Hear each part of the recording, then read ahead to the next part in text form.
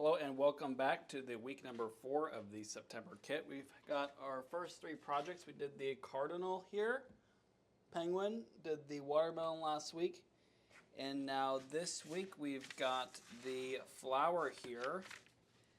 And I'm actually wondering, last time we needed some solder here, and looks like I did not get any, so I'm not sure if we're going to have enough to finish up here today. Oh, never mind. I happen to have a roll right here. So we got lucky with that. Let me see here. What else have I got here? Okay, yeah, I think that we're pretty much ready to get started here. And I should have pretty much everything we need here. All right, so as usual, we are using our vinyl cutout here, and I already put my pieces down to make sure I was going to have enough glass for this project. And so I've got all of our green pieces here, kind of close on the green glass this month. And we've got our white glass, putting a little bit in between the petals here.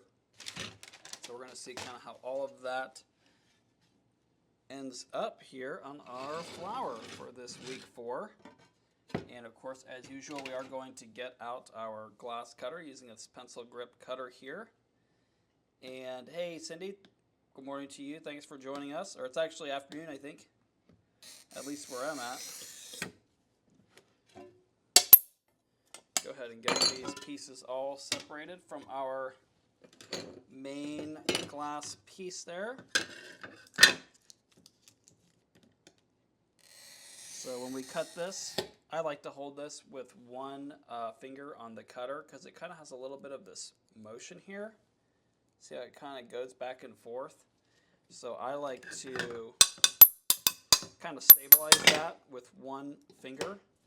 Oops, and this thing just broke a little bit. Not good. So we're going to barely, given that we have no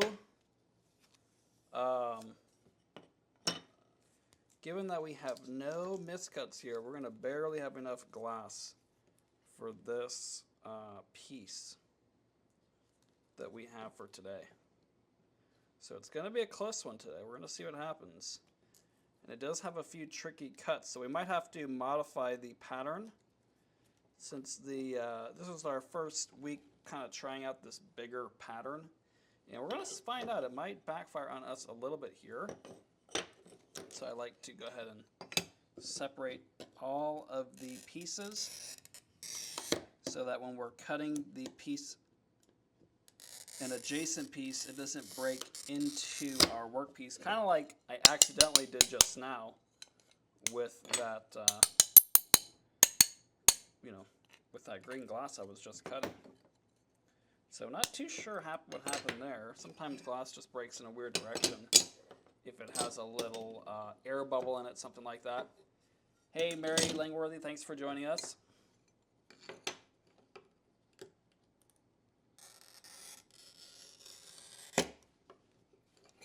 So far I've been pretty much able to cut these and separate them without any other tools. Sometimes I'll use some glass grosures or some running pliers, something like that. These have been pretty simple cuts, so I normally will just tap it through from the back, kind of run that glass cut all the way through.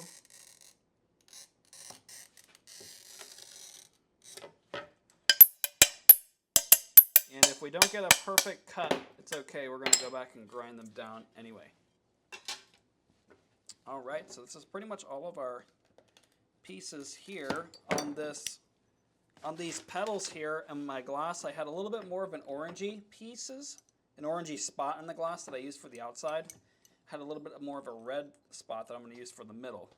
So we'll get a little bit of variation even though it's the same piece of glass.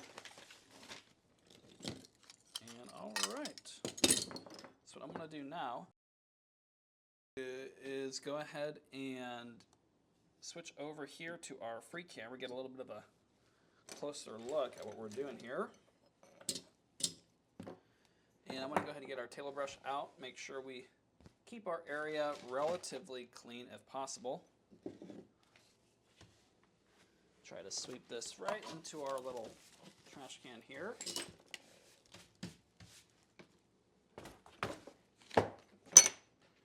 All right. And we're just keeping that wheel on the glass cutter right on the edge of that vinyl, trying to get this as close as we can to that vinyl without it being all hung up on the vinyl itself. And then we will go through and break them all towards the end. Normally how I like to do it. Kind of keeps your area from getting a little bit too dirty from the glass. It's kind of hard to cut if you got a bunch of chips of glass everywhere on your work surface.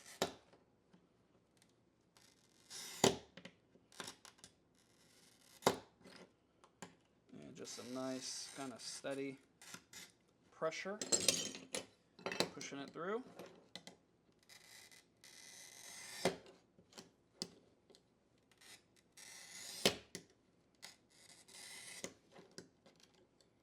We've got a little inside curve here, so I'm going to do a few step down cuts that I can get with the grosers, which give us a little bit better chance of cutting that or breaking that glass properly. Separating the glass really is probably the right word for it on the first try.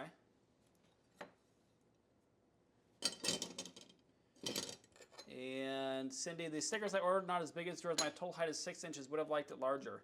So we did kind of talk about that on one of the other streams, that we were going to keep them about the 6-inch height instead of these heights, because they are, you know, we would have to sell multiple sheets of glass with the kits instead of one of each. Because even for me, it's very close. I might not even have enough green glass to do this. We're going to find out. So with the smaller patterns, we had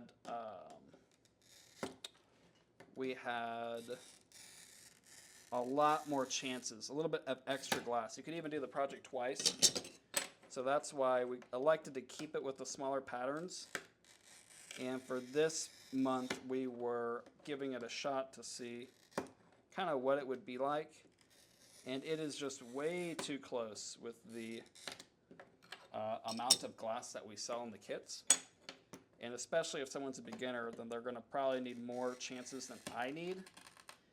And it ended up just being kind of a group decision that instead of selling, oops, and we actually did get a little break right here. So that's kind of what I'm talking about. What we're probably going to have to do is just include a little line there, unless we can kind of fit it somewhere else. This particular piece is a little bit smaller. We might be able to fit it somewhere. But yeah, that's why we ended up keeping all of the patterns the small size instead of doing them the larger size. So we got lucky. This one will just barely fit right here.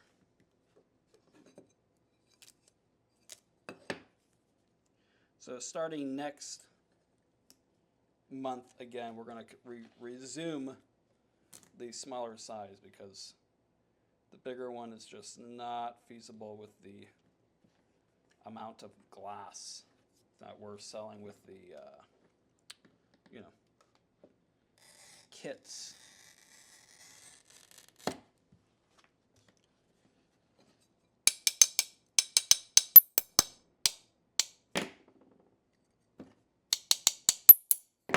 Alright, so we're able to pretty much salvage this piece after all, but it was kind of close. Got pretty lucky. And probably our glass direction is not quite perfectly lined up, but it's kind of a sacrifice we'll have to make for this since we printed them out in the bigger patterns.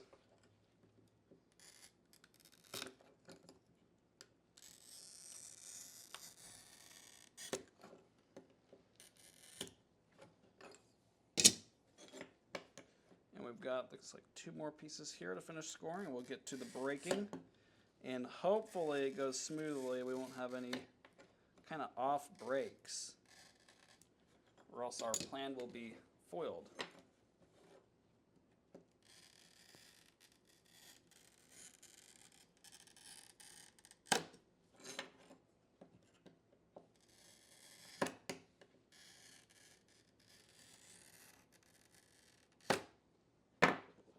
All right, got all of our pieces scored here. Go ahead and grab our grosers. These are seasoned up a little bit here. Have to put some oil on those here in a little bit. Thankfully, our mini grosers are still have a little bit of spring to them. So we're going to give this a shot.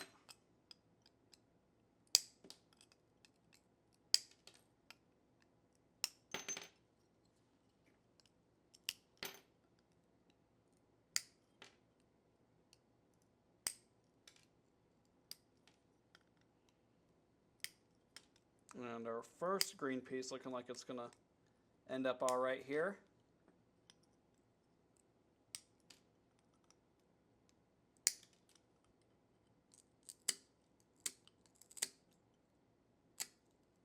Don't want to be too rough with it. So we'll finish off that with the grinder. Set that aside for our next step. And I keep the flat side on the top, the curved side on the bottom.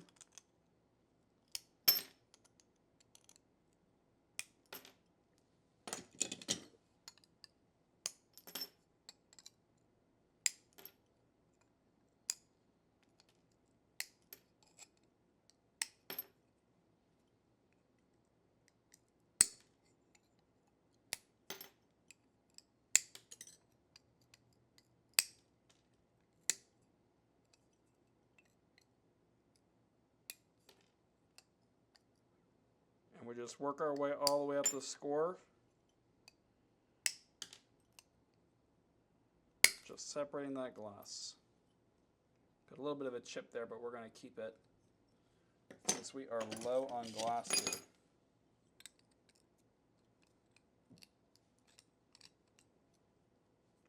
here. And sometimes the grocer that's kind of hard to get a nice bite. Sometimes you have to kind of shift where you're trying to hold the glass. When the pieces get pretty thin like this, it can be kind of hard to hold too. So if we have to, we might have to grab that other pair of grosers so that we've got not just our hands holding the glass, since our hands can get poked and cut. We want to avoid that as much as we can.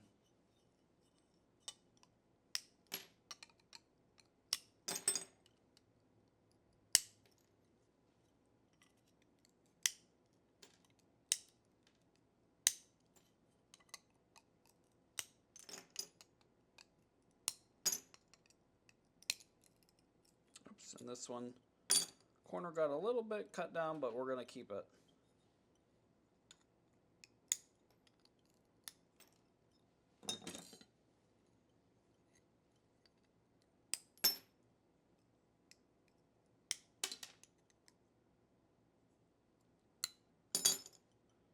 Nice long piece there. And so this is the part where it kind of, you know, if there's too much in the way, it can be kind of hard to get the grosers in the right spot. So I'll just cut that off. That'll make it a little bit easier to get down to the right spot. Oops. And it still kind of broke a little bit off on the corner there. Hard to see because it's white glass, but we're going to keep that. It's really close.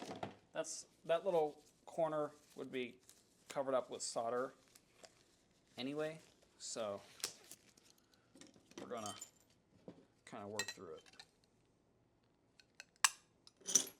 Now this is a big piece. We want to make sure we don't kind of ruin this one because we definitely don't have enough glass to recut this one. This piece we might be able to have gotten a smaller green piece out of, but it is already, those are already all good, thankfully.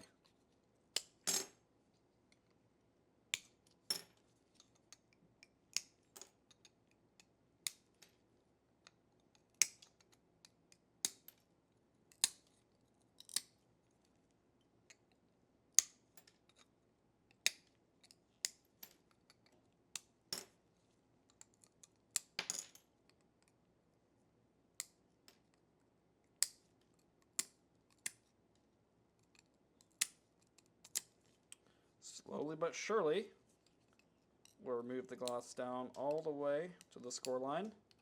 And here's where having those little step downs really helps a lot, because these inside corners or curves are where the glass is the weakest.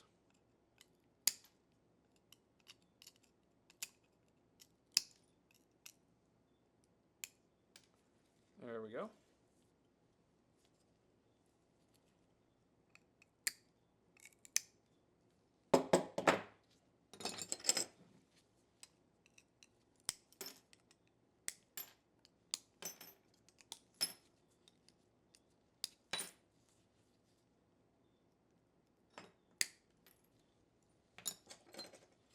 So not a whole lot to this step. You might need to wear some gloves here. Keep yourself from getting cut. Some safety glasses, probably not a bad idea. Now these pieces, we're probably going to want to do an extra score line to make it a little bit easier.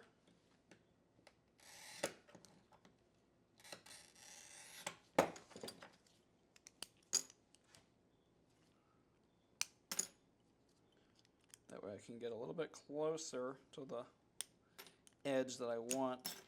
I can really focus that pressure from the grosiers right on that score line.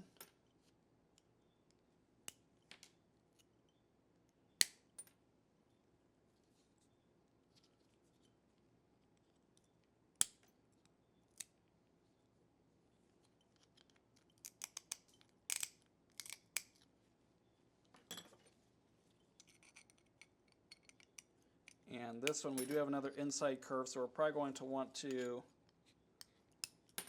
cut that one down too for the few step downs. We've got a little bit of a mess here, so we're going to have to do a few more. Clear that off. Do a few more little step downs.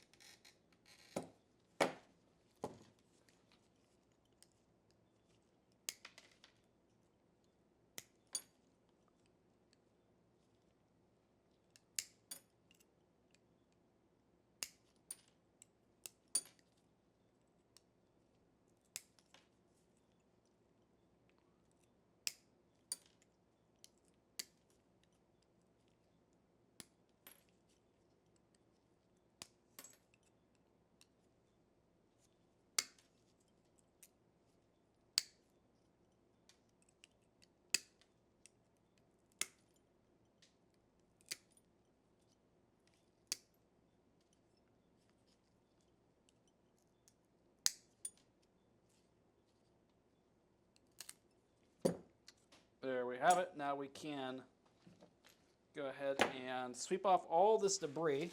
So we made it through with having enough glass, kind of just barely.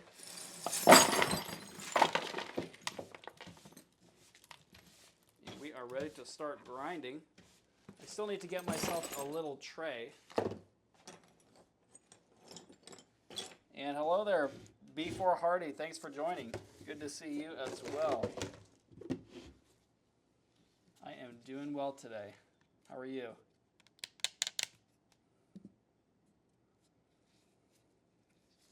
I'm actually going to switch this while I do that so you don't get all dizzy from the camera shifting around. Okay, that should be a good spot. All right, that's pretty good. Pretty much see what we're looking at here. Go ahead and grab our little water bottle. Where did I put that?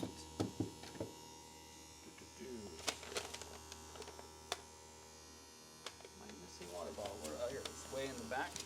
Put our little barrier in front of our boiler here. Shoot a little bit of water. Got quite a bit of this glass dust. Kind of starting to really get built up here. Really make sure that sponge is thoroughly saturated. Okay, thank you, B Hottie. I'll call you B Hottie then.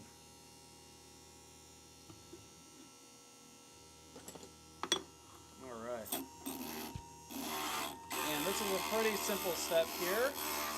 Just pushing the glass into the grinder until the color is gone, and all you see is the vinyl left over. Hey Michael, thanks for joining. Glad you had a good lunch with your aunt there.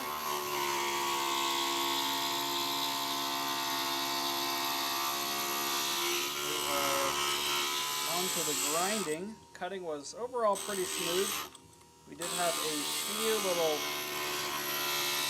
chips and corners off, but that's not too bad, all things considered.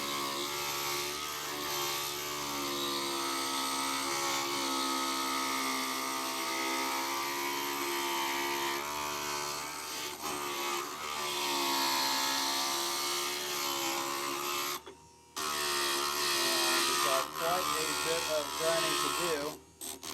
I do notice that this particular month, since we were trying out the bigger patterns, there was quite a bit more grinding. And so that is, because there's more linear inches since the pieces are a little bit bigger.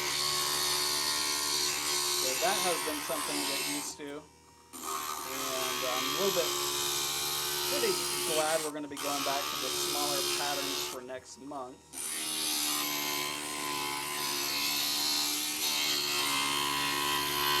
Because I was stressing out a little bit about the glass requirement.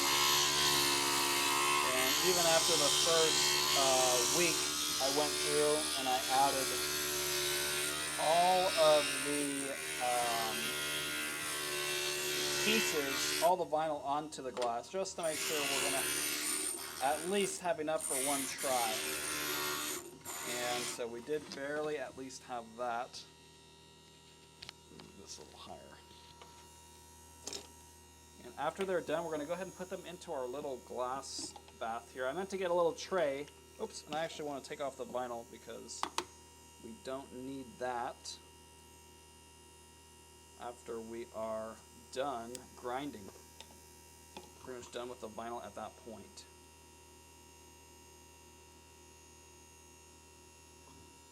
And I am still sticking with this little Gryphette grinder from Griffin. It's a pretty good one. I am probably going to be adding another grinder soon for a 1/4" grinding bit, which is especially required for the smaller panels, the smaller patterns, because there's a lot of little inside curves.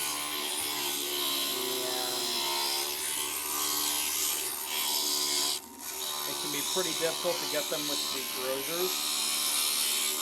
You can also use a little file, like a little metal file, if you didn't want to get a grinder bit, a smaller grinder bit, and you already have some files. But I personally prefer to do the 1/4" bit. It really works out quite well. Hey Ella, thanks for joining. Glad that you made it here today.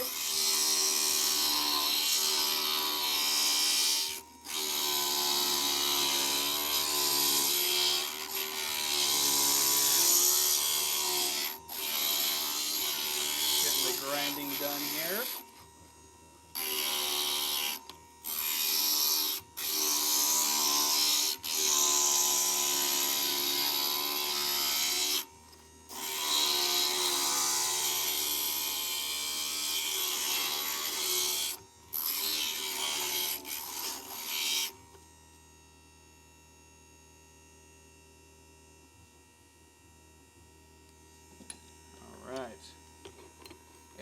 After we finish grinding and cleaning everything off, we are going to make sure to check it all before we start foiling on our pattern.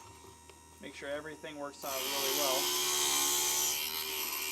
And yep, yeah, diamond file, it works. It's a little bit slower, but it's a little bit cheaper maybe if you don't have a grinder, especially. But personally, if you're kind of getting serious about stained glass, you definitely want to get a little grinder, at least one. I think I would prefer to switch the bits instead of not having a grinder. You know, if I only had one grinder and I had to switch the bits between 1/4 inch and the 1 inch diameter here, that's not the end of the world. But I think it'd be pretty rough to not even have one grinder. Kind of hard to get all your projects looking really good. At least that's, especially if you're a beginner. You know, maybe if you've been doing it for a while, you could swing it. But otherwise, it's gonna be tough to do that. All right, we got all of our colored pieces except for the green done. So our white and kind of reddish orangish pieces there. And the vast majority of the pieces are green for the little stem and the oh, here it is. Okay, yeah, the little stem and the leaves and all that.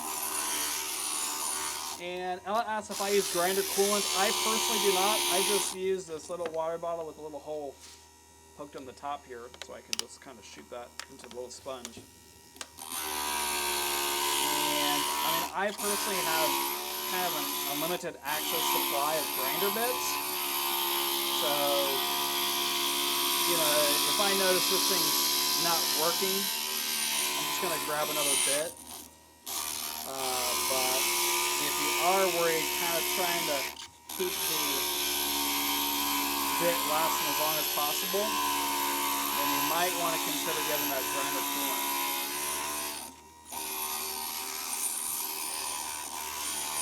And Bobby had a craft yesterday, nice fall day, made 10 times entry fee, so pretty happy. That's great, Bobby. Glad that worked out for you.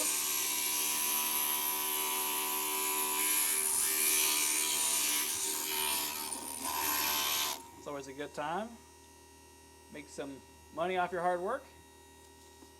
I know I appreciate that.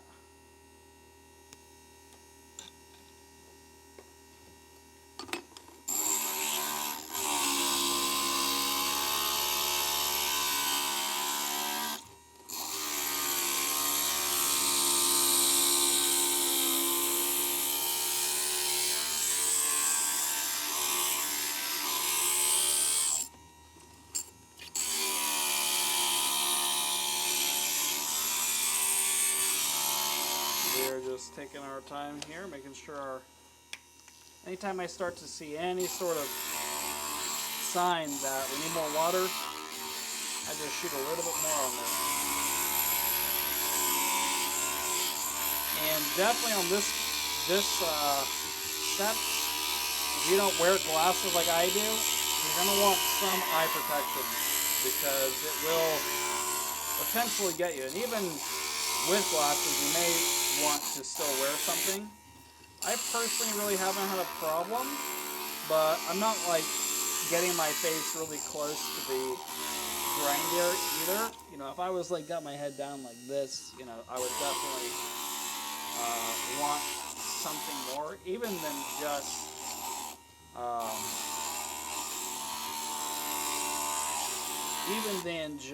like your glasses. You probably even safety glasses might not even be enough. You may want like a mask or something if you need to get that close to kind of see what you're doing. Ella said, I have the grinder, doesn't have a sponge.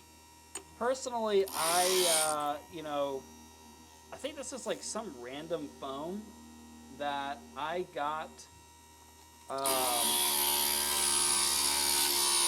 from like packing or something. You know, like a package I ordered. And sometimes so you can pretty much use just about any sponge. I just cut it and stuffed it in there, and it worked out for me. Just about any sponge will do. In the past, when I was in a bit of a pinch, like one time I was at a customer's house, and my sponge, you know, it somehow came out in transit when I was driving there.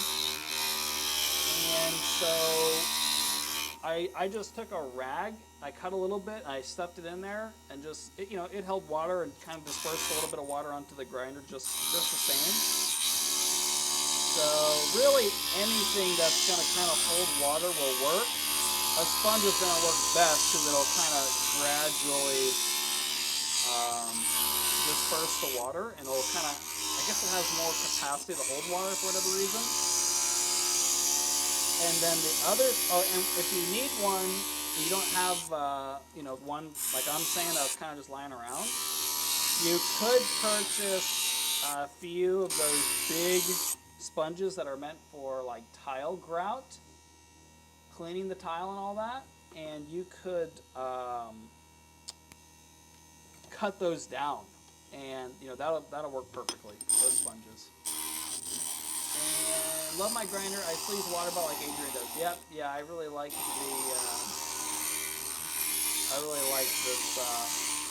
Works for me. Yeah. And you fill it up with water, and it has a brush that draws water up onto the grinder bit. Oh well, that works even better, really.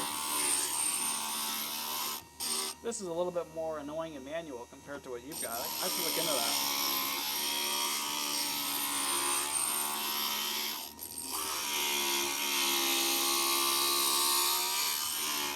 I would say that the Gryphette is probably the cheapest one that you can get, so it makes sense that it doesn't have all the sort of nice bells and whistles and everything.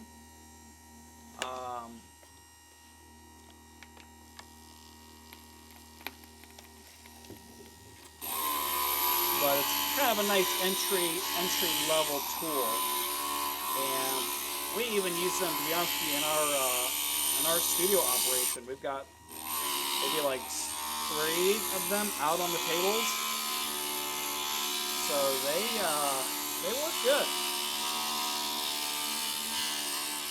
even for a professional application as needed. But I can definitely see the water being pulled up being a little bit more convenient.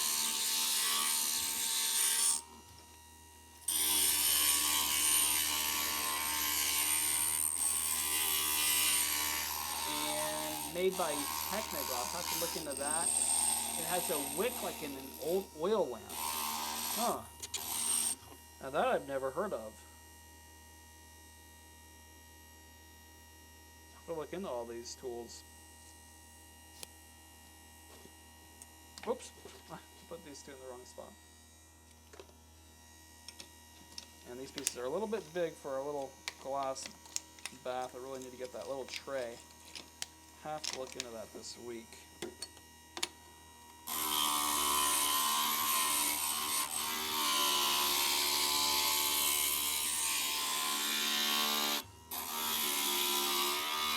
we've got a few more pieces here to grind down.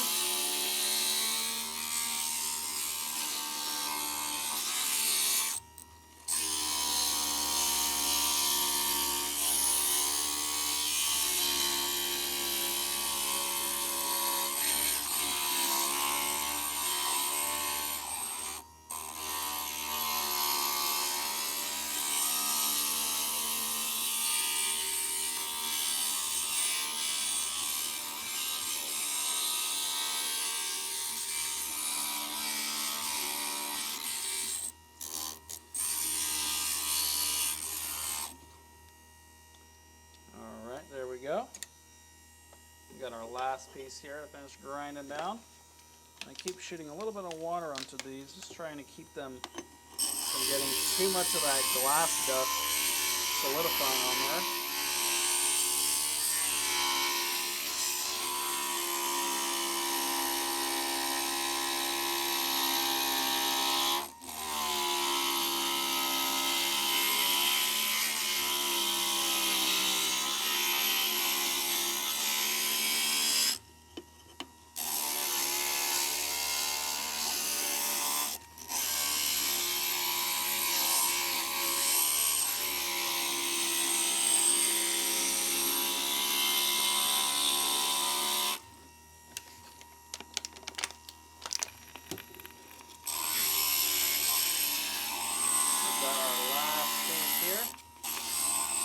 And I could get a tray at the dollar store. Yeah, I'm going to have to make some time to get that, because it would be a lot, I think a little bit better for sure than our little cup here.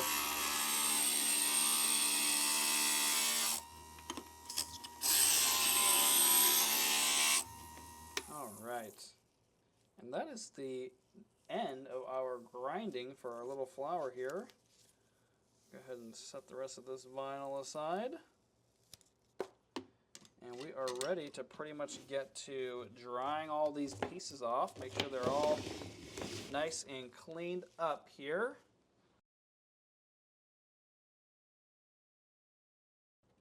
Okay.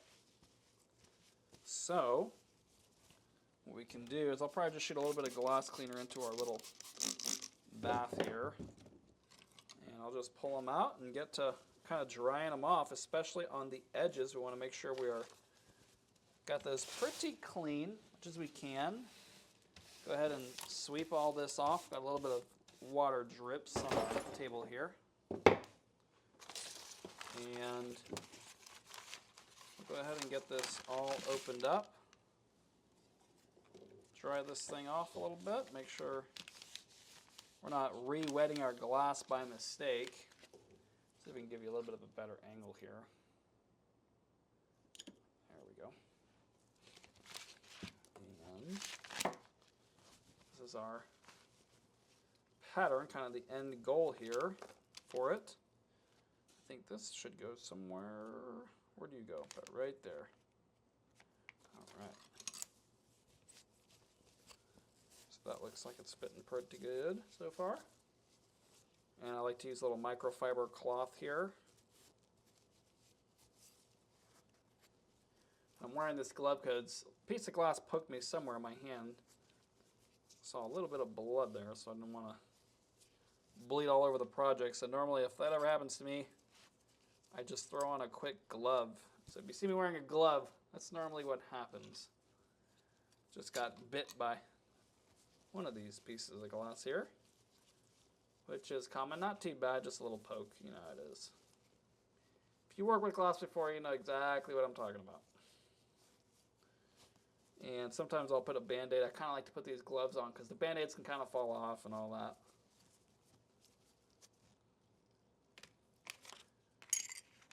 Alright, there we go.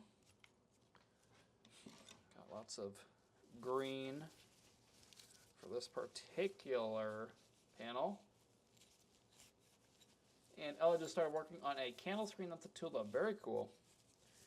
Yeah, I like those kind of 3D projects. Really should throw one in one of these days.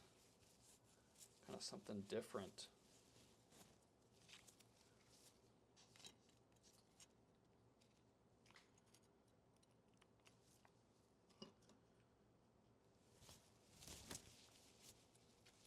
Here we go.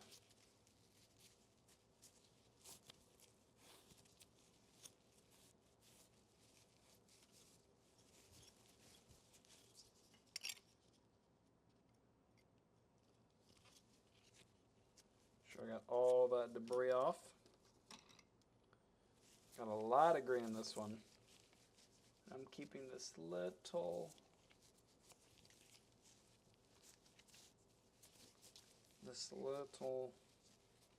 white piece right in between, just to give it a little bit more structure instead of it being a void right there. Now if we didn't have a white or clear piece, I probably would have just left that, and I guess we could have done it in green also, but I probably would have just left that as a void. And B4 Hardy says you should try wearing leather gloves. Could give that a try. It's fine for me. Anything too fingerless gloves. Yeah, I mean sometimes it even pokes your fingers too. I do find that the gloves in general can be a little bit, you know, when it's a little heavier duty, something like that. I find that it's a little bit harder to work with the little delicate glass and all that. Just my personal experience, but if you feel like you need it, by all means, give it a shot. And Ella, worse than a paper cut when you slice your finger on the edge of glass. Definitely worse than a paper cut. Definitely worse than a paper cut. But yeah, in this case, honestly, it's been a while since I have cut myself too bad from a piece of glass. But it was just really a poke. Just something barely poked me in. Got me.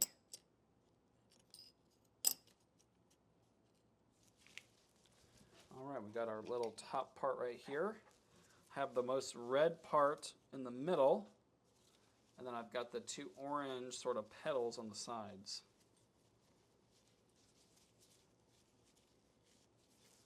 Now, I don't know if this is the correct color for these particular flower, but I figure it's nature, anything can happen. So it's going to be a red and orange petaled flower. Let's see if we can give you a little bit of a better look there.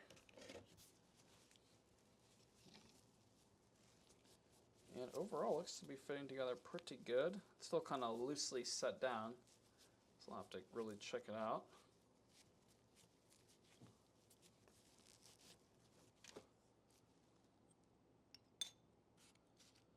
Let's see.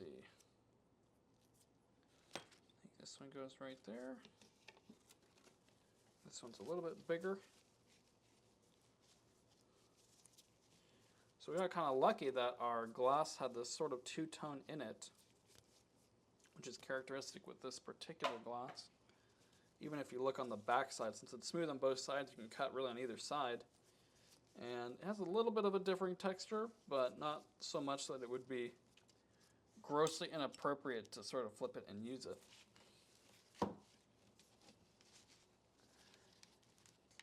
And Mary says there are orange tulips, so that works out good. And Ella, would it still be straight to left the white parts out? Probably it would be. I would say that the problem is that it might be kind of hard to edge bead in there.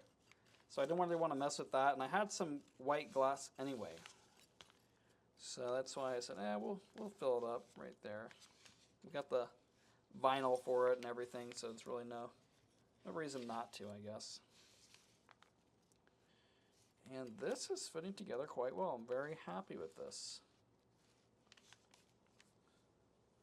Take a quick look here. And so definitely I think we are ready to start our foiling here. Again, I like to use the Magna foiler. And we don't really need this pattern right now. We can move all our glass to the side. Get this pattern out of the way for the moment, because we are going to need to do some foiling and then burnishing. So that is next up here. Pull a little bit of foil out. We'll go ahead and snip it down. And we'll get started here with our first piece. And we can kind of check out the Magna foiler.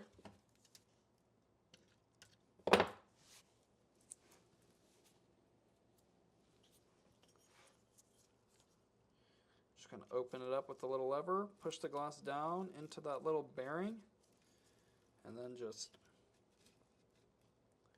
roll this thing through. And sometimes something weird happens where it gets a little bit misaligned. To kind of look back at it and make sure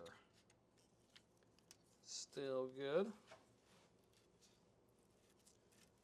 There we go. Kind of run through this piece pretty quickly with this foiler.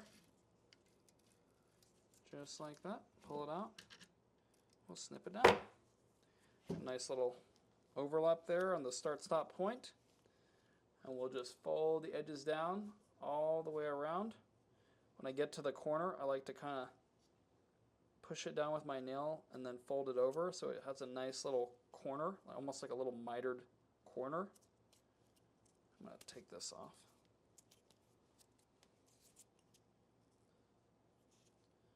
We can kind of push it down like this.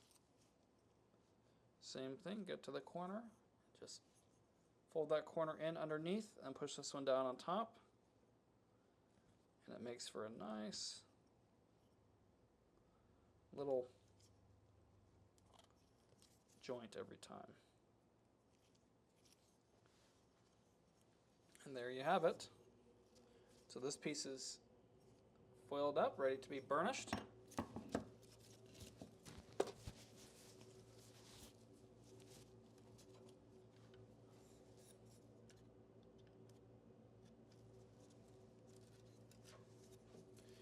And if you are not familiar, this is a part of our Stained Glass Mastery community, where we've got a free community of stained glass artists with, of course, all the free patterns for all the projects you saw behind me earlier, and including this one. And so if you wanted to work with me at the same time, we can do this project at the same time. Welcome to get that free pattern, or we also sell the kits. So you can download and print your own pattern, or we do sell the kits and the patterns if you wanted to use your own glass. Or you could use the exact same glass as a part of the kit that I am using here. So that is an option. If you want to check that out, check out the description. I'll have a link to that community, and I hope to see you there. We do a giveaway every single month. Top 3 interactors in the community get gift cards to our stained glass store. So if you're interested in that, check that out too. Link will be in the description there. And we're going to continue on here with our Magna foiler, making pretty good progress. And as I'm foiling this, kind of checking the piece out, making sure it is completely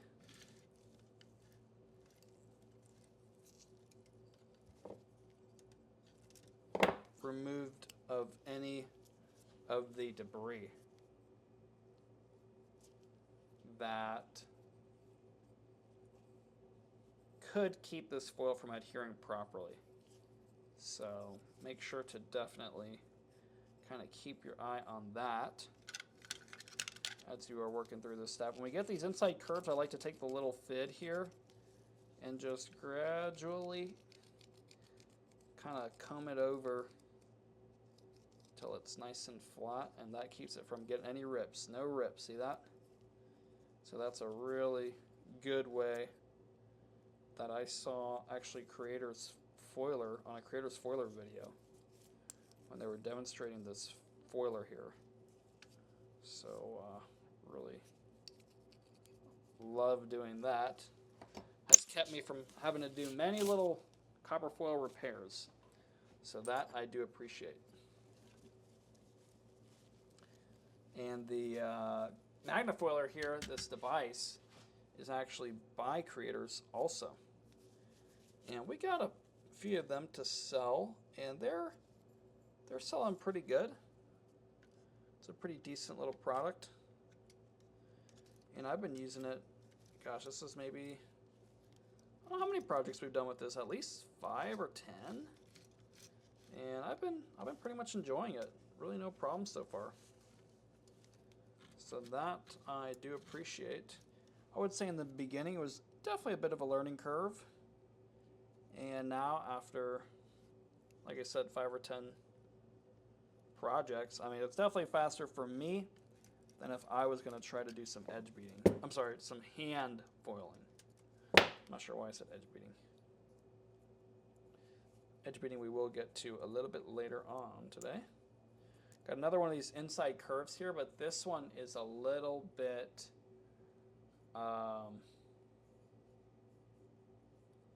it's much more gradual, so it's not too bad. And Ella mentioned that Wismac is having their big sale in Payton City. Nice. Yeah, we just brought in like 25 or 30 crates of that glass from them, maybe about a couple weeks ago, something like that. It's been a little while. So I know we're stocked up.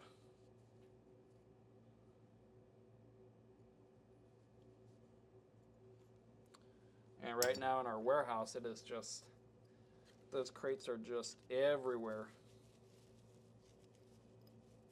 You know, need to probably build some bins. It's a little bit of a mess now with glass crates. Get those off the shop floor.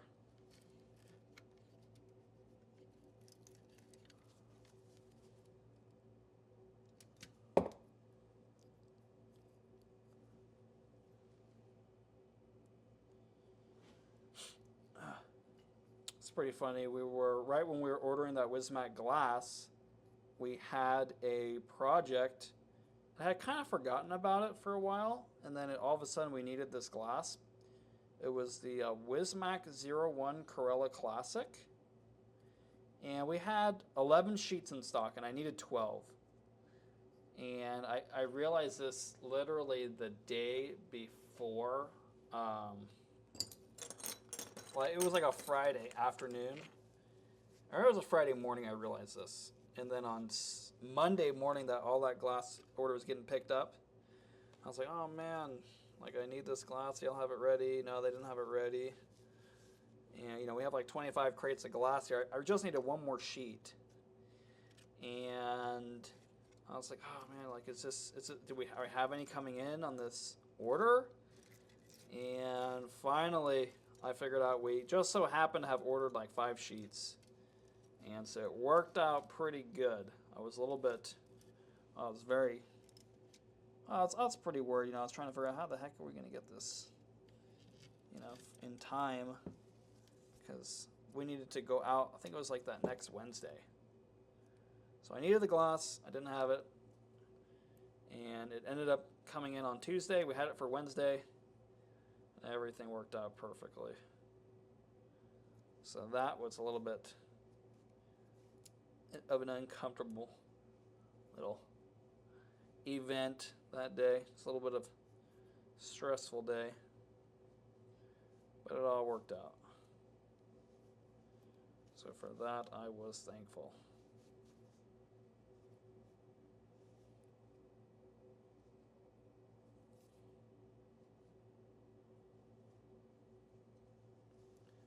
All right, got this next one. Got a few more here.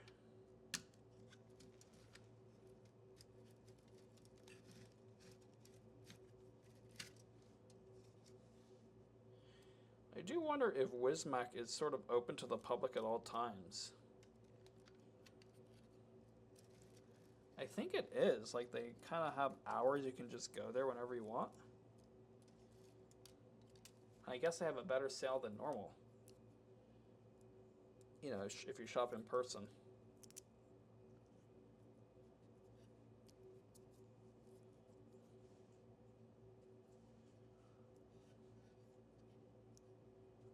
I've never personally been there. I have seen some videos though. It looks pretty cool.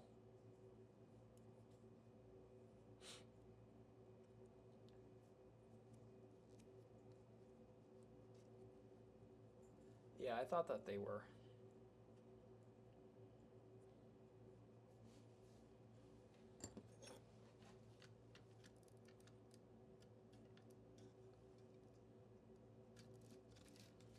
We've got a few more pieces here.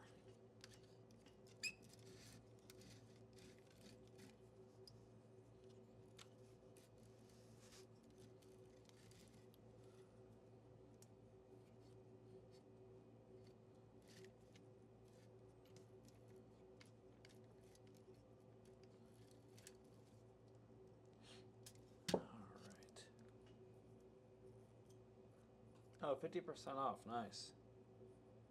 Yeah, I wonder how that compares to the wholesale pricing we got. They drive box trucks there? Nice.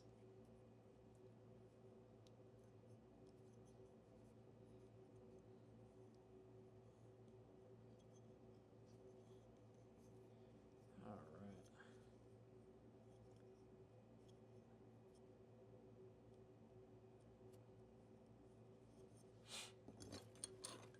right. I do wonder what the dollar value of the glass in the box trucks would be.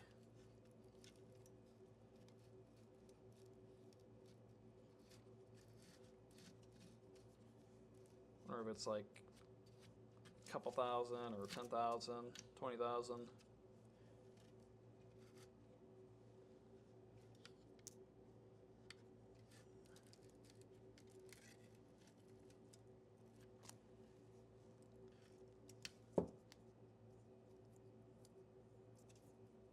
I I wonder too if they have any sort of like miscolored sheets, and then they might sell those even at a little bit of a better discount too.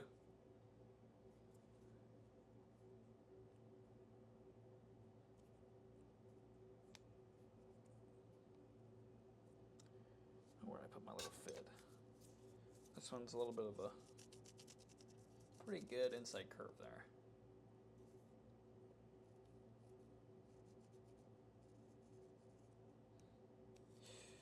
Oh, Yoga Genny's got one too. I know their glass is quite a bit more costly. We don't really buy from them too much. We maybe have like 20 or 30 colors from them. It's really nice glass. It's just a little bit expensive. You know, comparative to the, you know, Wismac or Oceanside, stuff like that. I know that I think Oceanside had a glass festival thing. Was it last week? And I think they were selling all their glass and everything there too. I think it's at their headquarters or at their one of their locations or something. And my dad did a, my mom and dad, they did a little booth there. You know, just meet people and all that. And he said they've got that warehouse just stacked to the very top with crates full of glass. And that's pretty crazy. Sounds pretty wild to have that much glass just stacked up like 15, 20 feet in the air. Crates and crates and crates.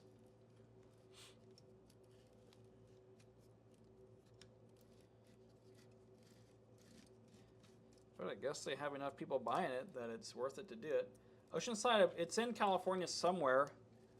Yeah, I honestly don't know what city over there. I think it's kind of close to the border of Mexico, but I'm not positive. I might be wrong about that too. I know there are factories in Mexico. Hey, Mary Beth, thanks for joining. Or at least it was. I don't know if they still do that, or pretty sure it still is. If I remember correctly, it says made in Mexico on all of the crates when they sell them.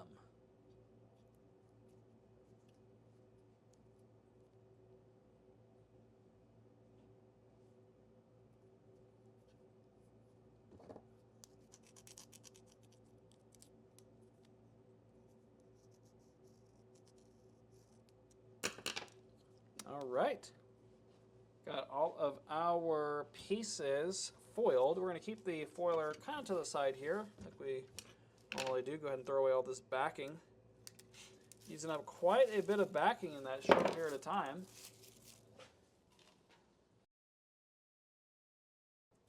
All right. Go ahead and move our little pieces here to the center, and we can start to put them all kind of in the right spot as we finish with the burnishing here. And Ella mentioned that the ocean glass seems easier to cut, and that's interesting you say that. I kind of have a similar sort of review of that glass, and I would agree for sure. Definitely the smoother textures are pretty easy to cut. And I know that for fusers, if you like that, they sort of are Oceanside compatible, they call it. So that's cool too, if you like to do all that. I know that they, if I'm not mistaken, are doing a bunch of like rods and thread and all that stuff. So if you like to do all that type of work, I think that would be another option. I think Wismac's got their line of stuff. And I know Wismac is trying to do some dowels. They're trying to bring back dowels, which is that thick 1-inch slab glass. And we ordered a little crate of that with our last order. I think they are, last I checked, they were trying to get some red down, the formula for red dowels. And we bought, I think, a little crate of maybe like 20 or 30 clear dowels. They look good, so that's pretty cool.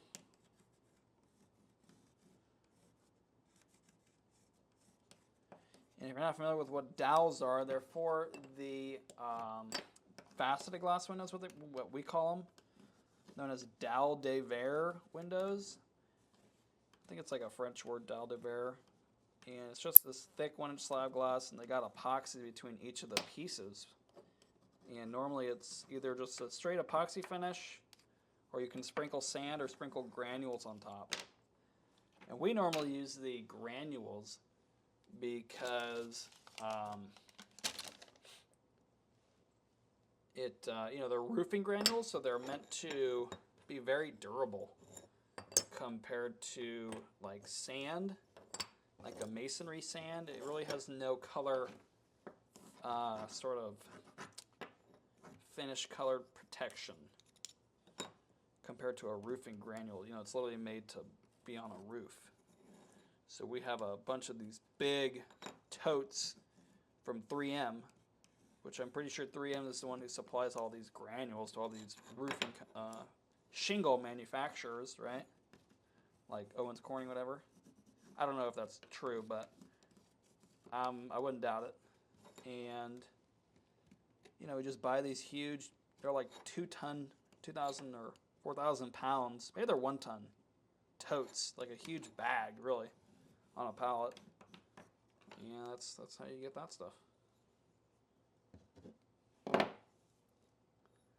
And yeah, I actually have a project where we did do some of that work, and I've been meaning to get it done. It's just been, it's been a long, maybe like a year since we did this one job, but I did film the full process. And so I'm gonna have to get that up. We don't do too many of these new, dalle de verre faceted glass windows because the raw material for that glass, if you think 1/8 inch thick glass is costly, well, this is 1 inch thick, so it's 8 times thicker. And then you got to buy the epoxy from a company, and it's a fair bit of labor to cut that glass, and on top of the typical design costs and all that stuff, it's a little bit tricky.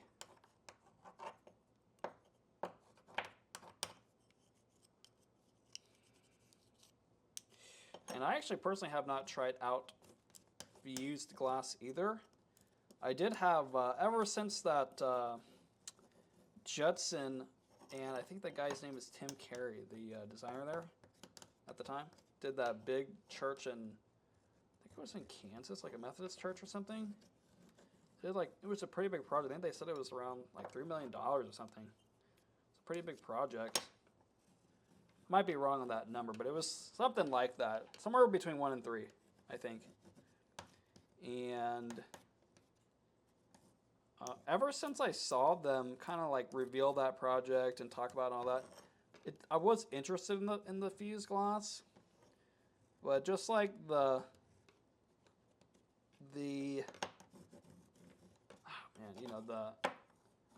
effort it takes to learn something new, and the material investment, I was just like, okay,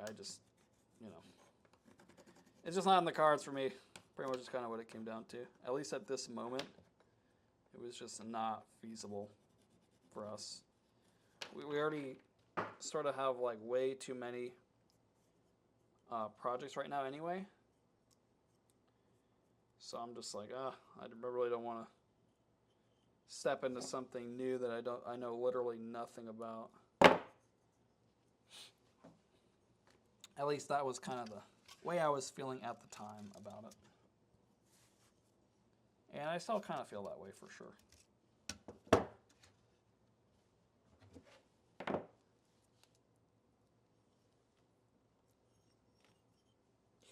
And yeah, in order to cut that thick 1 inch slab glass, we have to use a saw with a diamond blade, kind of like a tile saw.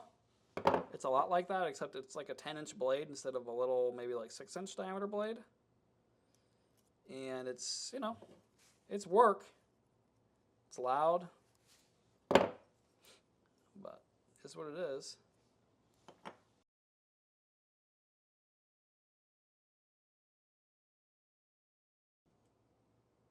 Okay. We got to have a little chip right here. I'm gonna kind of burnish it down and then cut it with the little X-Acto blade. I think I dropped my, oh, here it is. Dropped my little fit here.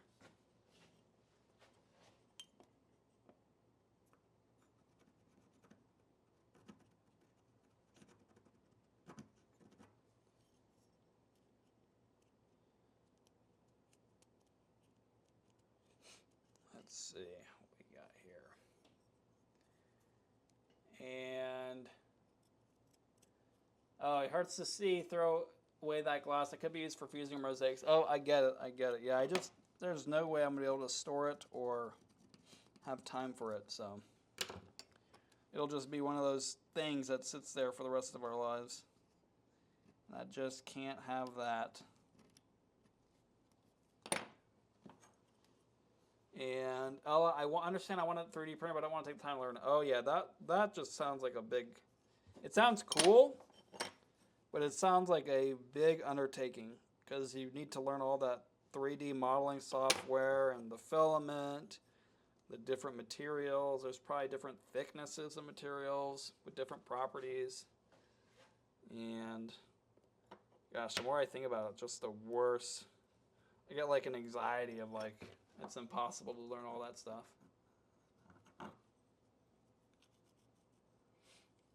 And ever get to travel to a glass shop? I would probably go nuts. I would love to. Frederick M.D.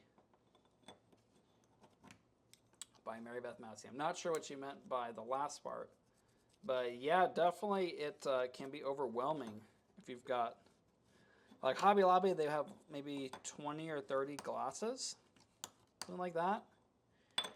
And I know, at least for our shop, we stock over 900. So definitely it would be a lot different than if you've never, you know, you've only been to something like Hobby Lobby.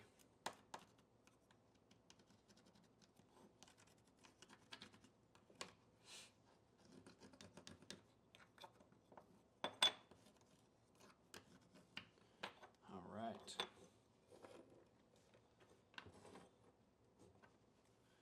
Making pretty good progress here.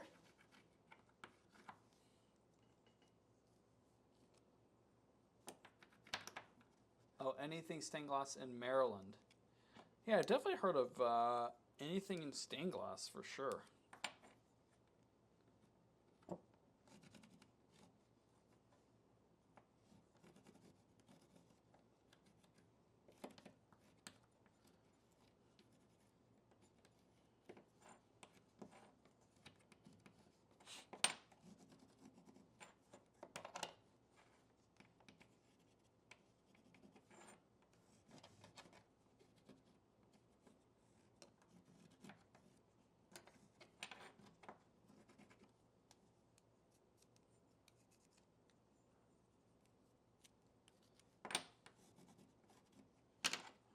Got all that done.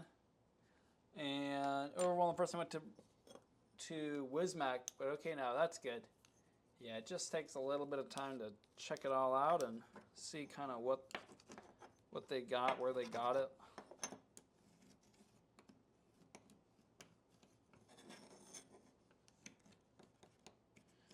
Yeah, I might need to, some point in life, check out this fused glass.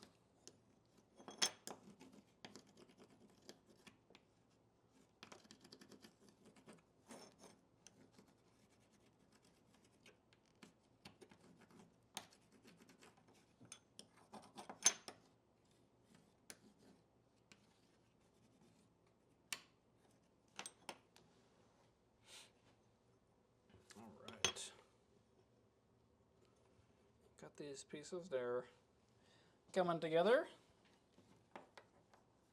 Got a few more pieces.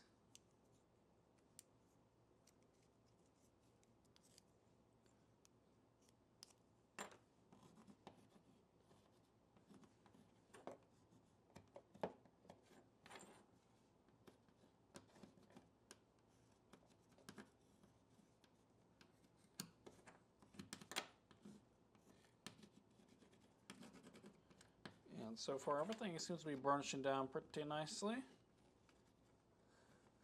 All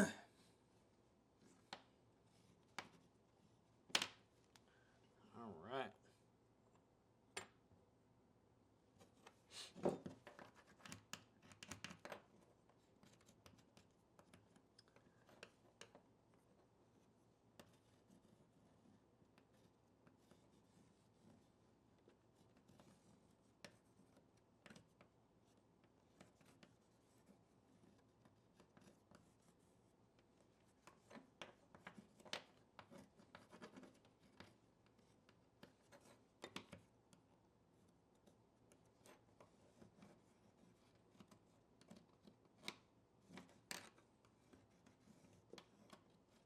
Got a few more pieces here. And I am planning to patina this. I am using this black backing. All this glass is opaque, so the backing doesn't really matter. But I just think that the patina really leaves it with a nice finish. And Sunshine Glass is so much higher in New York. Never been there. I think I've heard of it too. Don't have a kiln. They are expensive. They are expensive.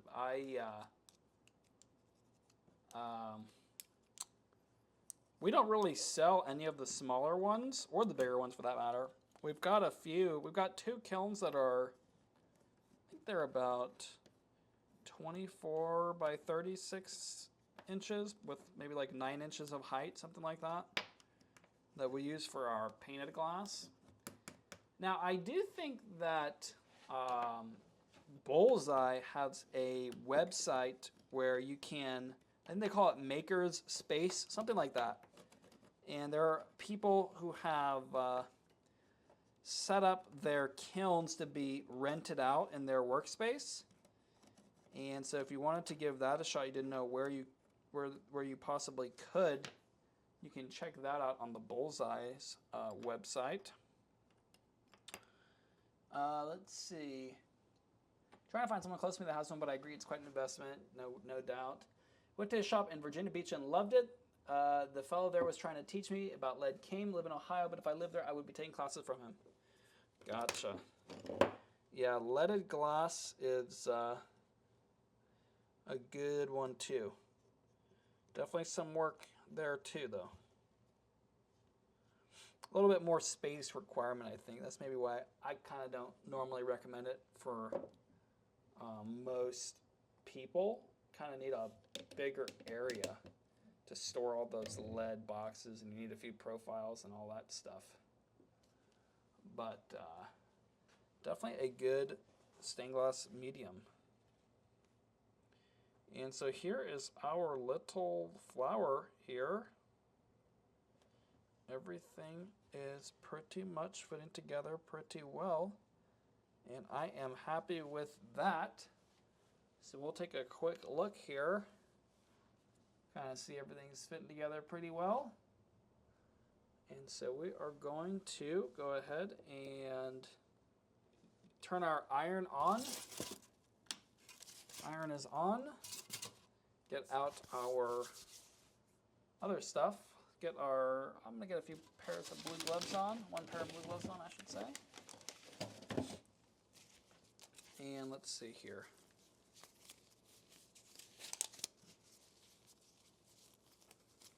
Go ahead and get my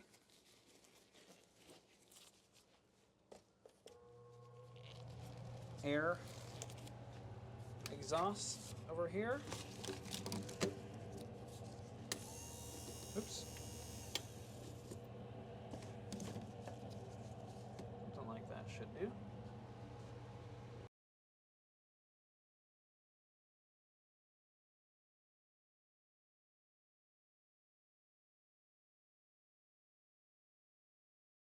All right, I appreciate that, Ella, with the color choices.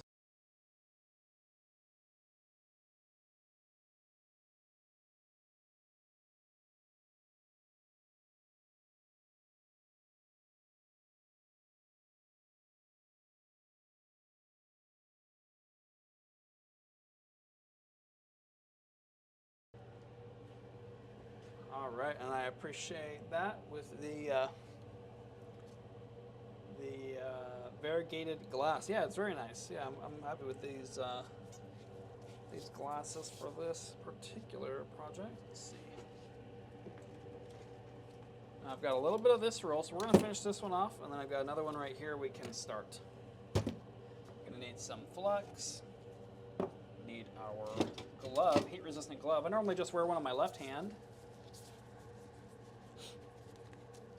Let's see. Let's see, what else do we need here? I think that's pretty much it. We are going to need this thing in a little bit, our little wire.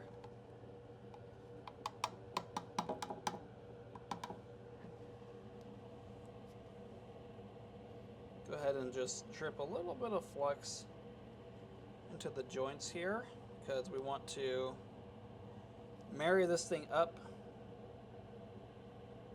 and then we can go through and do kind of the finished soldering here. And I don't want to wipe too much flux, it could start moving stuff around. Since I pretty much got everything set up right where I want it,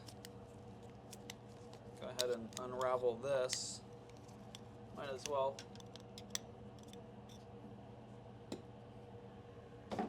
And we are using a Weller 100-watt soldering iron here.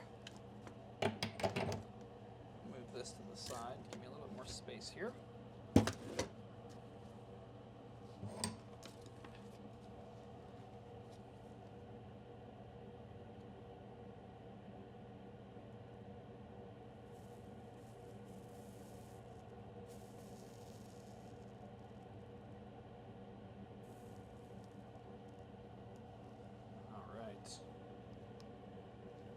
This thing is still heating up. And I think I'm going to go ahead and wire brush off any of this little debris I've got on here, on this iron. Make it look a little bit fresher there. There we go, much better. Don't really know if it helps really make a better contact or conduct the heat better or what, but it does seem like it does something better. Make it a little bit easier.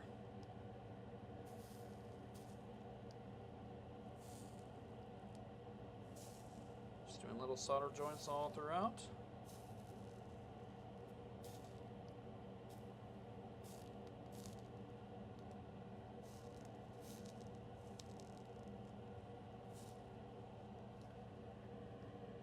This is kind of like what you do with leaded glass, as a matter of fact.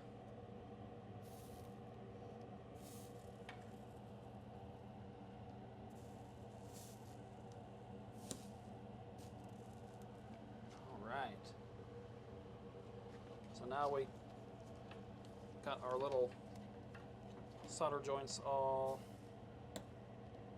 looking good. We can go back and get quite a bit more flux onto here. Make sure that everything is all fluxed up.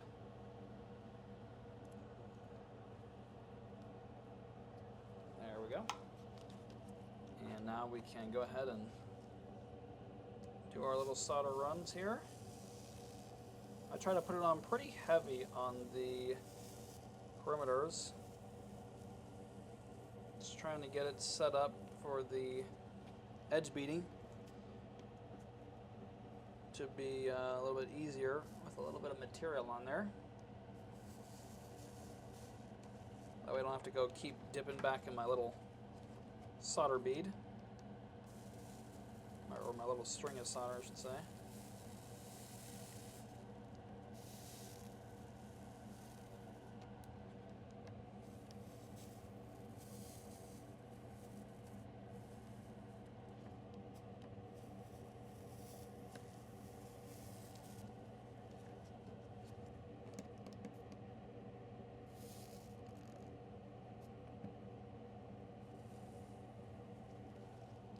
Right.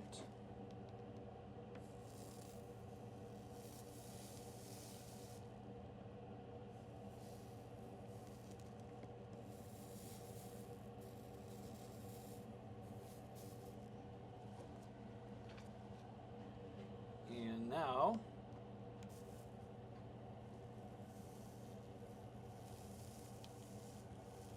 going to try to do some nice finished beads here. And we probably going to have to come back and touch these up, but we might as well do them as nice as we can.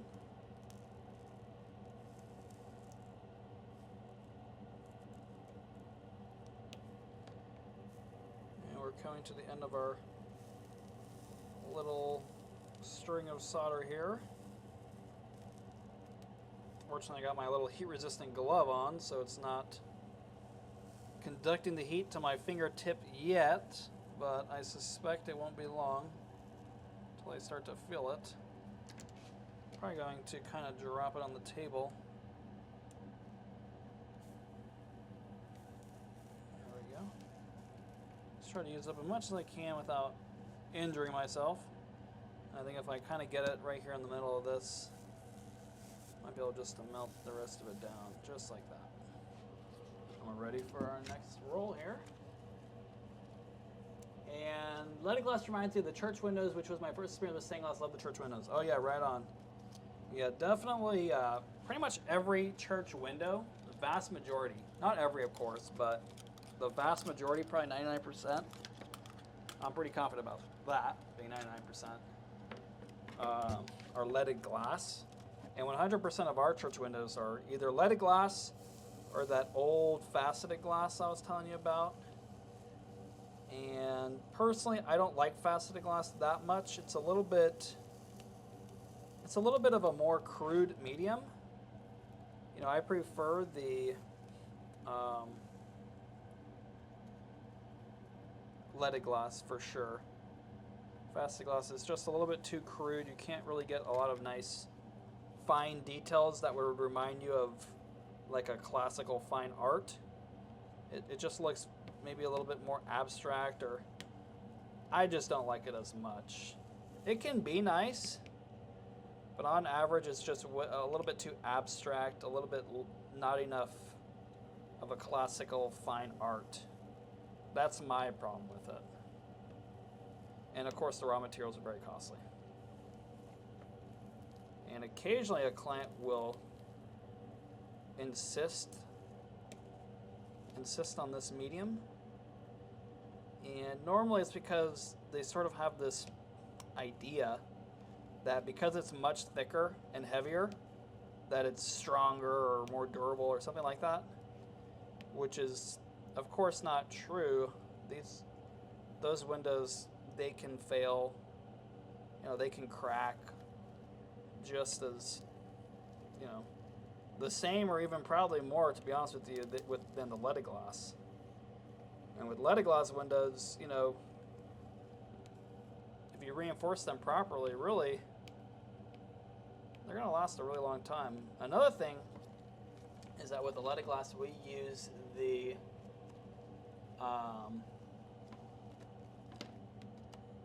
an antimony lead, 4% antimony lead. So it's not 100% lead, it's got a little bit of antimony in it, and it makes them a lot stiffer, which I'm not sure if this sort of alloy was around when a lot of older windows were made, but I mean, it's like a night and day difference in terms of how stiff they are and strong they are. Like the leaded glasses made with pure lead, they literally have a little bit of flex, almost like a sheet of plastic. You know how it sort of flexes, bends and all that stuff? Actually, copper foil is really stout because it's the solder and it's not like 100% lead. So that is definitely something to consider. All right.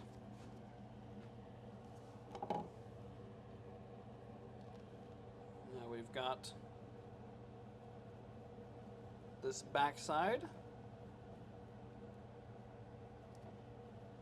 And actually this roll I have right here is actually a 60-40. See, that is a 60-40. Can't see, it's a little bit too blurry. But I believe this is Victory White Metals, I think is what it's called. Yeah, Victory White Metal Company. And we use that between that and Amerway. Those are kind of the two main brands we sell. and it works pretty good. You can just see this 6040 just gets so much more runnier, exactly like you want it to look. It's just so much easier to work with. Oops, I was actually touching the heating element with this glove right here.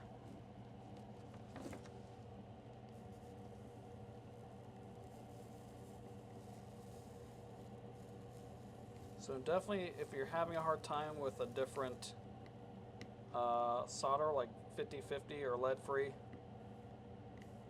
the 6040, it just gets so much more runnier and kind of levels out nicer because of the melting point, I believe, is the reason why. And the window you just did the video on was very pretty. Oh, thank you. Yeah, we're fortunately we're able to bring on a video editor to into Cavallini stained glass, and so now we're able to get some videos out every week again. And so that was a project, we probably did that one like 2 years ago. And so we did, it was a church in Reno, Nevada, and we shipped them a couple windows. We did an Our Lady of the Snows and a Saint Anne. And that Saint Anne was it was released this morning. I think we scheduled it for this morning. And we've got, next week we've got another video that we did a long time ago, or a project I should say. It's for a Coke bottle that's about 4 foot wide by 2 foot tall, 4 foot tall by 2 foot wide. It was a big Coke bottle, and so that will be, kind of a fun video that should hopefully be ready by the end of next week, Sunday of next week again. So that's how we're able to finally release some more of these videos. And Mary Beth uses Amerway and Canfield. I've never heard of Canfield. I'm sure there's a lot of these metal companies, and they sort of make a lot of these products.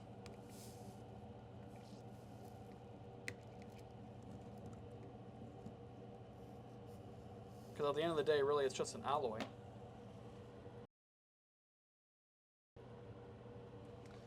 And Mary Beth mentions, uses the 6040 but have trouble beating. Now, tell me what you mean by the 6040 have trouble beating. Sounds to me like maybe your iron is not hot enough. If it's kind of like not, it sounds like it's not heating up to become a big, like a big sort of smooth glob of solder. If it's hot enough, you should not have a problem with that. Which is kind of the problem whenever you use lead-free or 5050. You have to get the iron super hot because it has a higher melting point to get that nice sort of smooth, like self-leveling bead. And Ella mentioned the Facebook commercial is funny getting hit with the box. Oh yeah. Yeah, that one, we've been running it for a while, maybe about a month or so. And it's been getting us a lot of new customers. It's been more successful than any other ad we've made so far. So definitely going to keep trying to make more of those sort of like goofy ads, a little bit more entertaining and a little bit better converting too in sort of the long run. So yeah, I'm glad you liked that one. I sacrificed for it, but it was worth it. It was a sacrifice. No, it wasn't that bad. It did get me pretty good, right? You want the box to hit you sort of like on the face, like on a flat part of it. And that box, it just hit me right in the corner, kind of like where the cardboard, it sort of like bends at a corner. It's just harder in that spot.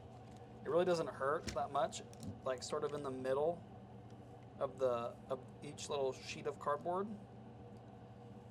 But such is life. It's really not that big of a deal. I got over it pretty quickly, but it was pretty dang funny getting hit like that.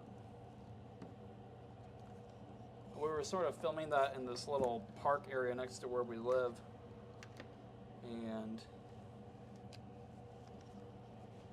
people all looking at me. It's kind of funny. I don't really care, but it's just funny. All right. So we're going to kind of go over this to try to really make sure it's all nicely beaded up.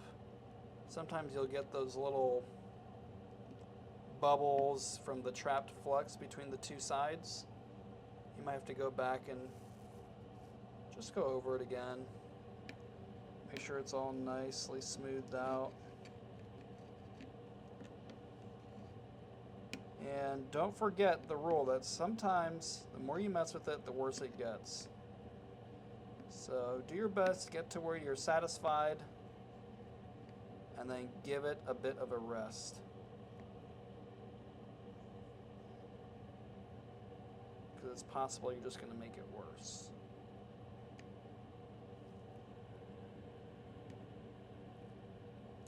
So that's pretty good, this spot. It's just not. Just keeps getting some little bubbles flying up. Okay, and I think right there I am happy with it. And I appreciate that, Ella. Thanks for mentioning that in the groups. Really appreciate that.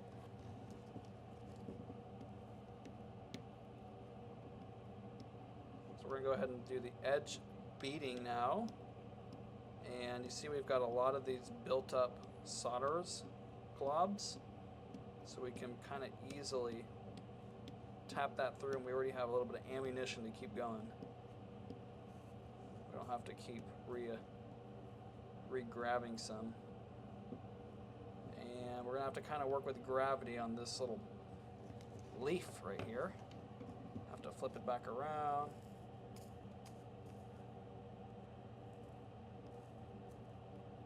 There we go. Make sure it kind of solidifies, and then we'll flip it back.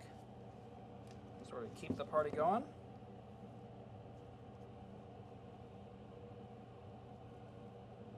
And Ella mentions she gets one side looking good, flip it over, and the other side looks bad again. Now, what you have to do is, it's because it's melting through and all that, and probably you have to let it cool a little bit because it's going to be way too hot. You know, it's just conducting heat and melting the other side every time. So if you let it cool a little bit, you'll probably be all right. And that's what I would do. Give that a shot.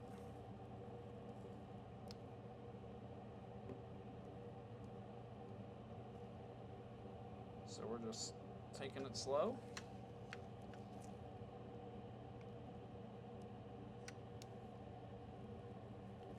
I noticed too, especially after I edge bead, I get a lot of these little drips of solder kind of touching the face of the glass, and I've got to go back and kind of redo that a little bit. So definitely kind of, I like to do my best in the first coat, and I kind of expect I have to go over the whole thing to some degree. Sometimes that solder doesn't really stick that well. It's kind of a shallow bond, and I can just kind of knock it off with the wire brush, which is what I try to do most of the time, and which pretty much works most of the time. But sometimes you kind of have to go back and, you know, touch up a few areas here and there.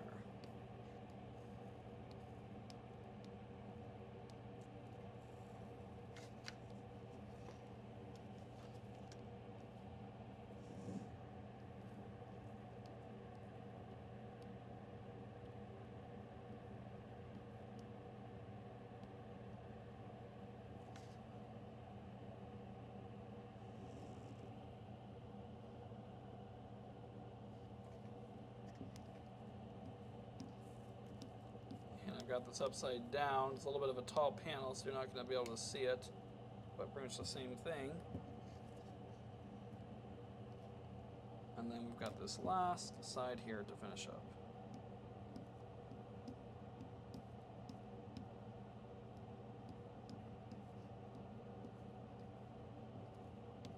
And I didn't have to reach for one little bit of solder because I really just did it kind of heavy when I did the did the perimeters. So that worked out pretty good. Now what I'm going to do here is grab my wire brush and try to ping off all the little areas that are not very well adhered, that are kind of obstructing our glass, and then I'll know what really needs to be fixed or not. So I'll do that side, and I'll do this side.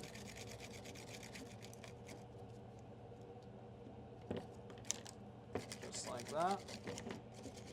And then this is actually the back side, so we're going to fix this side first. And sometimes if these stick to the face, you might have to just scrape it off like that.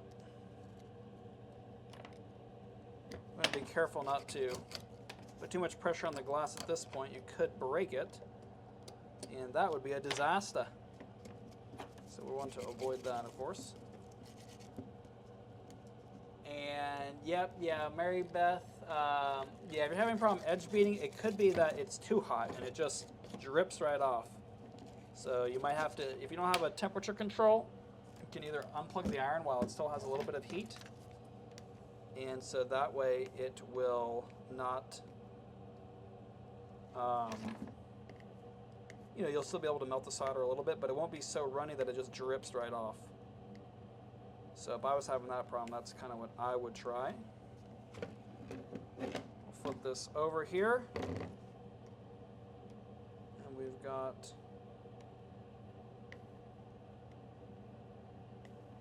several little bumps and drips, and we'll just kind of do our best to really smooth those out nicely. Sometimes you have to kind of smooth it out in between two runs. I'm sorry, two joints, to make that run of solder look, you know, pretty neat, which is what we want, of course.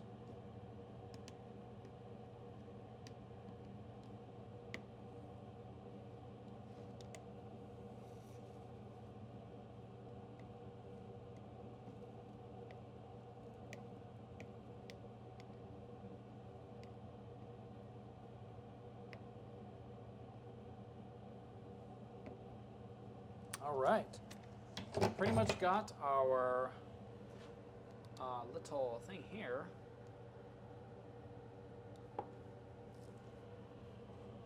And let's see here.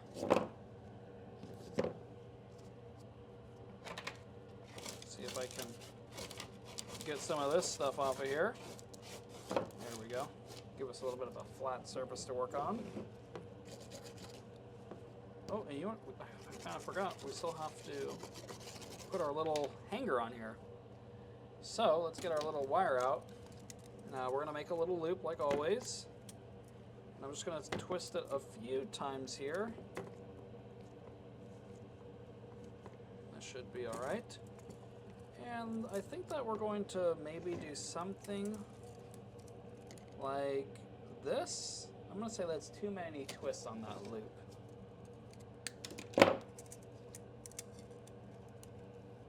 I'm just going to put one thing like this.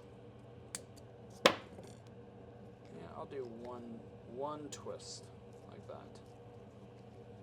And I think that we could kind of put it into here. We're going to put it on our back side. See, we've got our red and two oranges. So we're going to put it on the back side here. Something like this. I'm going to see if I can kind of tack this thing in place. Let's see, I'm going to get a little thing of solder up here. Grab that and see if I can just kind of tap this thing in place. Oops. Now I'm going to need to grab my grosures and sort of hold this thing with that, because it'll just get way too hot.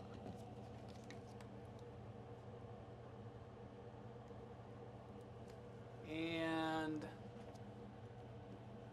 Ella mentioned some people use the 50-50 to edge bead, and then Mary Beth asked if you can mix the 60 and 40.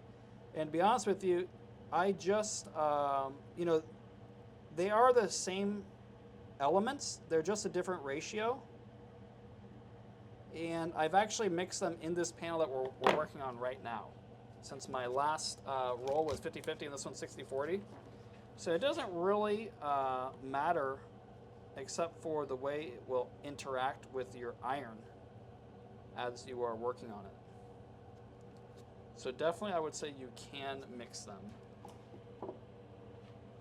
And actually it's a great idea to use the 50-50 on the perimeter because, or you know, on the edge banding, because it takes more heat to get it to melt, so it'll be a little bit easier to actually use. You know, it won't be getting so runny and just dripping right off.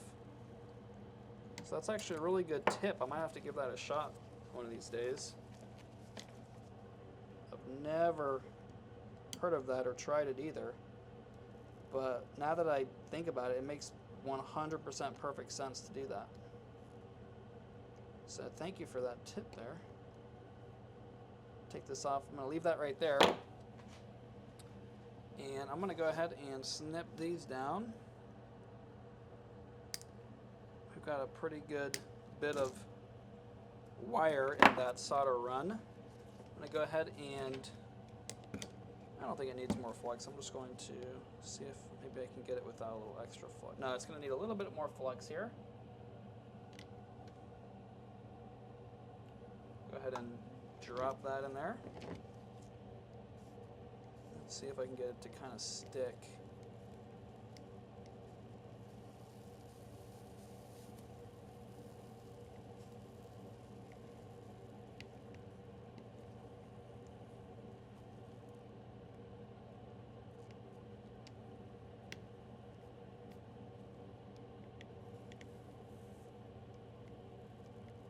Just get a nice little bond right here. Try to hide it as much as we can. And we're going to have to definitely do some work to the other side. Let's see if I can tidy this up just a little bit more. It's getting a little bit too warm. Let's see if I can tidy up this other side.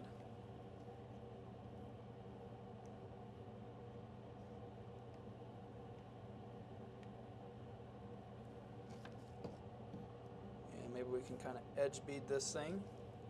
That worked pretty good. There we go. Now we just need to kind of make this wire disappear as much as we can. If you kind of flood a little bit of extra solder into it, it'll kind of hide it just like that. And that's pretty much it for this project. We need to go ahead and get some patina on here, turning the iron off. I always tell myself that so I remember that I did it. Get all of this little solder droplets off there. Go ahead and do one more quick wire brush. Try to get off any more of that debris. We can go ahead and grab our rag. Get our patina out. Use this black patina for solder and lead.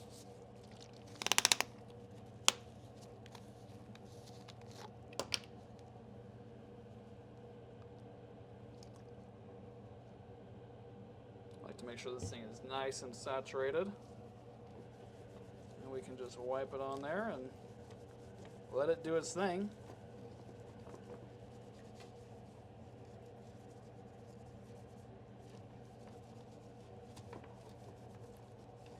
Leave that on there for a few moments. Go ahead and flip this over to the other side. I do hope that everyone enjoyed today's video. And today we of course went through the full process. We did the glass cutting down to the grinding. Then we cleaned off all the edges. And then we did the foil and burnished and then soldered. And now we are at the finishing and patina phase. And so I do appreciate everyone showing up week after week. And if you're new here, welcome. And if you enjoyed this video, We've got many more like it. We do a new project every single week at 2 p.m. 2 p.m. Central Standard Time every Sunday. And we do 4 projects every month. This is the 4th of the September, and we did all 4 of the projects with the same glass for the full month. And so next month is the October kit, and I know there's a bonsai tree in there. I forget what else we've got, but it looks like a pretty fun month of projects. So again, thank you so much to everyone for watching. We're going to hopefully see you all next week and add this to our 4th project here of the September kit. So again, thank you so much for watching. We'll see you next week. Goodbye.